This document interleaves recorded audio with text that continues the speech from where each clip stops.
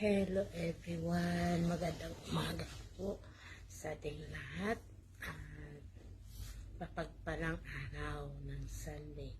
Ngayon, sana araw ng Linggo, araw sa pagpupuri sa Kanya. Hindi tayo makalimot sa pananampalataya kahit saan tayo mapunta, bitbit natin ang Panginoon kasi ang Panginoon everywhere. Hindi lang sa Pilipinas, hindi lang dito, kung saan tayo magpunta doon. Basta manatili tayo manalig at magpuri sa Kanya. Hindi tayo makalimot magpasalamat dahil siya nagbigay sa atin ng kalakasan, kalusugan.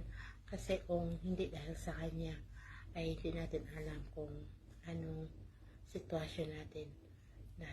Kaya nga, lagi tayong magpasalamat at lagi tayong magdasal na tuloy-tuloy ang kalusugan natin, tuloy-tuloy ang gabay, ang proteksyon, tuloy-tuloy ang, kasi yun na ang malaking blessing na binigay niya sa atin, yung kalusugan natin.